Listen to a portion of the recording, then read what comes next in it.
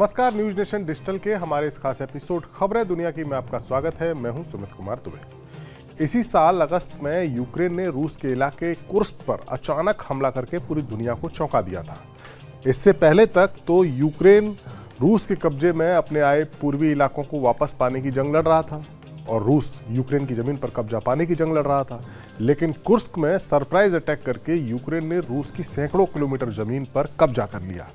उस वक्त तो ऐसे लगा था कि मानो जैसे यूक्रेन के इस दाव ने पूरी बाजी को ही पलट दिया है। लेकिन तब ये माना गया था कि रूस को अपना खुद का इलाका बचाने के लिए यूक्रेन में लड़ रहे अपने फौजियों को कुर्स्क भेजना होगा। लेकिन पुतिन ने ऐसा नहीं किया। रूस ने यूक्रेन में अपना अभियान जारी रखा और कुर्स्क को वापस हासिल करने के लिए नॉर्थ कोरिया से आए फौजियों को अपनी फौज के साथ शामिल कर लिया। अब खबर ये आई है कि पुतिन का दाव कामयाब रहा है, जबकि ज़ेलेंस्की ने जो जुआ खेला था उसका उन्हें फायदा उतना नहीं मिला जितना उन्हें उम्मीद थी। जानकारी के मुताबिक रूस अब यूक्रेन में जो कुर्स्क के जो इलाके कब्जे में गया है उसका 40% हिस्सा वापस पा चुका है। अमेरिकी अखबार द न्यूयॉर्क टाइम्स की खबर के मुताबिक यूक्रेन के जनरल स्टाफ के एक अधिकारी ने बताया है कि यूक्रेन ने कुर्स्क सूबे में 1376 स्क्वायर किलोमीटर जमीन पर कब्जा किया था। हालांकि रूस की जवाबी कार्रवाई के चलते अब यह कब्जा 800 स्क्वायर किलोमीटर ही रह गया है। रूस ने कुर्स्क के इलाके में 59,000 सैनिकों को तैनात किया है। अधिकारी ने यह भी कहा है कि दुश्मन यानी रूस लगातार हमले कर रहा है और हम इस इलाके में अपने कंट्रोल को बनाए रखने की कोशिश में हैं। इस खबर के मुताबिक कुर्स्क में रूस ने लगभग 11,000 नॉर्थ कोरियाई सैनिकों को भी तैनात किया है। हालांकि इनमें से ज़्यादातर की ट्रेनिंग अभी पूरी नहीं हुई है, वो ट्रेनिंग भी ले रहे हैं और तैनाती भी है। यूक्रेन के इस दावे पर रूस ने कोई रिएक्शन नहीं दिया है, लेकिन ये माना जा रहा है कि हाँ, नॉर्थ कोरिया के सैनिक कुर्स्क इलाके में रूस के सैनिकों के साथ कंधे से कंधा मिलाकर लड़ रहे हैं। जनरल स्टाफ के मुताबिक इस वक्त यूक्रेन में रूस ने करीब 6.25 लाख सैनिकों की तैनाती की है और रूस इस संख्या को बढ़ाकर 6,90,000 तक करने की योजना बना रहा है। यूक्रेन ने अपने पूर्वी इलाकों से दबाव कम करने के लिए जिस मकसद से कुर्स्क पर हमला किया था वो पूरा होता नजर नहीं आ रहा, क्योंकि उसके इलाके लगातार रूसी सैनिकों के कब्जे में आते जा रहे हैं या रूसी सैनिक लगातार उसके पूर्वी इलाकों में आगे बढ़ रहे हैं और कुर्स्क में यूक्रेन को पीछे धकेल रहे हैं। यानी ज़ेलेंस्की का दाव बेअसर दिख रहा है। खबर के मुताबिक रॉयटर ने जो रिपोर्ट दी है उसके मुताबिक रूसी सैनिकों ने दोनेत्स्क में लाइन ऑफ डिफेंस को तोड़ दिया है। दोनेत्स्क में खुरकोव इलाके में रूसी सेना रोजाना 200 से 300 मीटर आगे बढ़ रही है। रफ्तार थोड़ी कम है लेकिन लगातार है।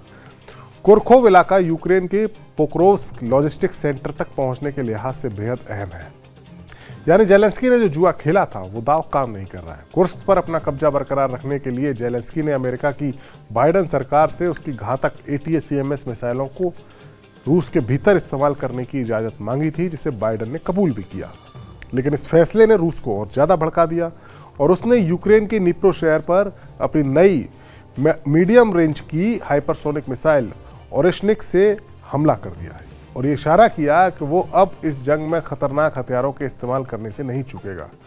पहले इस बात की आशंका जताई गई थी कि या तो कोई ICBM मिसाइल है, लेकिन बाद में पुतिन ने खुद सामने आकर साफ किया कि ये रूस की एक नई मिसाइल है जिसकी काट न अमेरिका के पास है और न उसके नाटो सहयोगी देशों के पास है।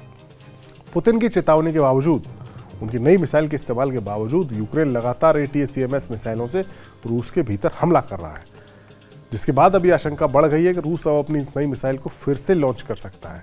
पिछली बार तो उसमें घातक विस्फोटक नहीं लगाए गए थे, ये केवल एक टेस्ट मिसाइल थी, धमकी देने के लिए इस्तेमाल किया गया था। लेकिन इस बार इस मिसाइल का हमला विध्वंसक हो सकता है और उसके टारगेट पर अमेरिका और नेटो के मिलिट्री बेस भी आ सकते हैं। कैसे?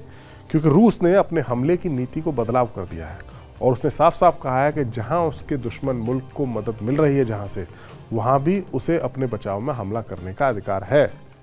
खबर है कि रूसी सेना इस मिसाइल को अटैक के लिए तैयार कर दिया है, बस पुतिन के ग्रीन सिग्नल का इंतजार है।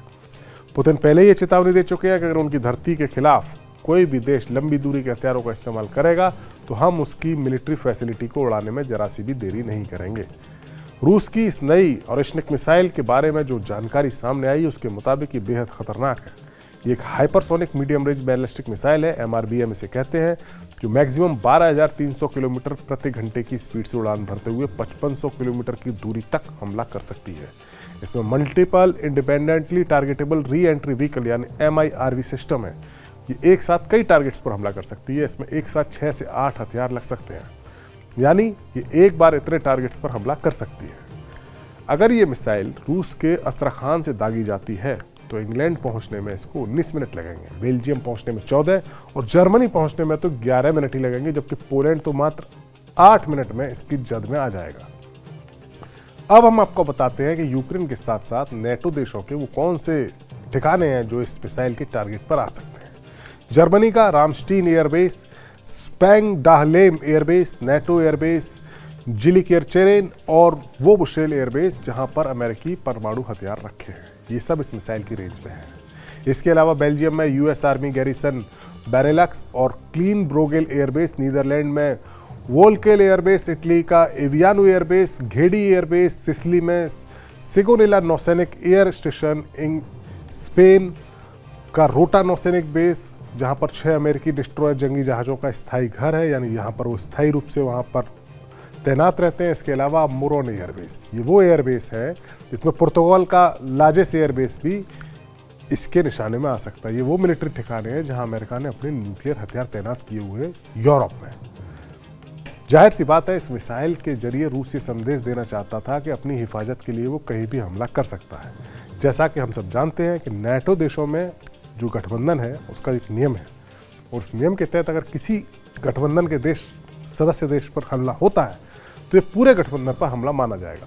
और अमेरिका इसी नियम के तहत खुद पर हुए हमले के बिना जंग में कूद सकता है, और इसी नियम के तहत अमेरिका ने यूरोप में अपने परमाणु हथियार तैनात किए हुए हैं।